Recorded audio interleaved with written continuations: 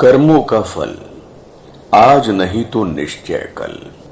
गायत्री मंत्र। ओम भूर्भुवः स्वः तत्सवितुर्वरेण्यं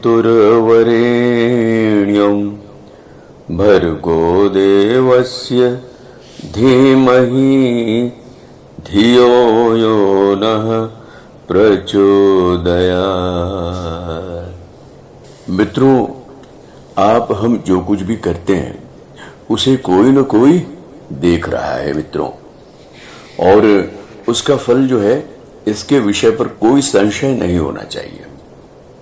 असल में क्या होता है, उस लीलापति की लीला ने सबको इतना भ्रम में डाल दिया है कि कर्म करने की छूट तो दे दी है पर फल अपने हाथ में रखा है।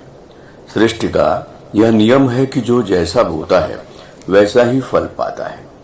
इसलिए मित्रों, कर्मों में सुधार की जरूरत है। क्या हुआ, एक बार अंधों के समूह से किसी ने पूछा। क्या पूछा? सामने खड़े हाथी को छूकर बताओ, हाथी कैसा होता है। एक ने हाथी की पूंछ पकड़ी, दूसरे अंधे ने कान, तीसरे अंधे ने पैर, चौथे ने दांत और पांचवें ने पीठ को स्पर्श किया।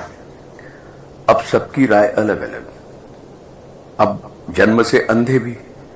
पूंछ को पकड़ने वाले ने कहा, अरे हाथी तो रस्सी जैसा है। कान को स्पर्श करने वाले ने कहा, हाथी तो सूप जैसा है। पैर के संपर्क में आने वाले ने खंभे जैसा बताया। दांत वाले ने दंड जैसा। पीठ को स्पर्श करने वाले ने विशाल काय पत्थर जैसा बताया। नेत्र दृष्टि संपन्न व्यक्ति उनकी बात सुनकर हंसा। सभी अंधों ने एक एक अंग का स्पर्श करके यह समझ लिया कि उन्होंने हाथी देख लिया, पर समग्र हाथी का स्वरूप किसी को विदित न हो सका कि हाथी कैसा है। इसी प्रकार क्या होता है, बहिर्मुखी व्यक्ति ब्रह्म के वास्तविक रूप को नहीं पहचान सकता। असतो मां सद्गमया तमसो मां ज्योतिर्गमया मृत्योर मां अमृतम गमया। मित्रों, प्रभु से प्रार्थना करनी चाहिए कि मेरे अंतःकरण के अंधकार को नष्ट कर दो प्रभु। समस्या यह है मित्रों कि कर्मों का फल तुरंत नहीं मिलता। यदि झूठ बोलते ही जीभ गल जाती, चोरी करते ही हाथ कट जाते, तो मनुष्य दुष्कर्म ना करता। किंतु इसके विपरीत क्या होता है, जब कोई दुष्ट व्यक्ति ऊंचा पद पा जाता है और सत्यनिष्ठ व्यक्ति को कष्ट मिलता है, तो मनुष्य सोचता है कि हम सत्यवादी बनकर क्यों कष्ट उठाएं। वह यह नहीं समझ पाता कि ईश्वर के यहां देर हो सकती है, अंधेर नहीं। कर्मों के फल से मित्रों कोई बच नहीं सकता। और कहा भी गया है ना, रामचरितमानस ही उठा के देख लीजिए, कर्म प्रधान विश्व रचि राखा, जो जस करहि सो तस फल चाखा। मित्रों, आप रामायण खोलकर देखिए, भगवान राम ने छिपकर बलि का वध किया था, तो उन्हें अगले जन्म में कृष्ण बनकर एक भेल के हाथों मरना पड़ा। याद है ना? याद कीजिए। दैव दैव तो आलसी पुकारा करते हैं, जो कर्म को छोड़कर भाग्य पर निर्भर रहता है। जितने भी भाग्य पर आश्रित हमारे श्रोता हैं, उन सबके लिए यह संदेश है, उसकी दुर्दशा होती है।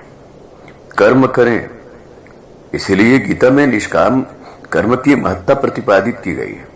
जो भगवान को समर्पित कर निष्काम कर्म करते हैं, वे कमल के पत्ते की भांति निर्लिप्त रहते हैं मित्रों।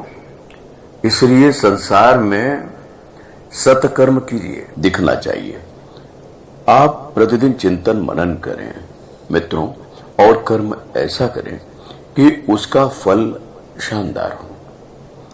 तो याद है ना, कर्म के फल से नहीं बचोगे, याद रखना।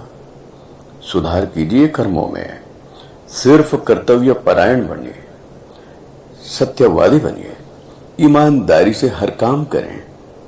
कोई आपको देख रहा है, आपके भीतर से।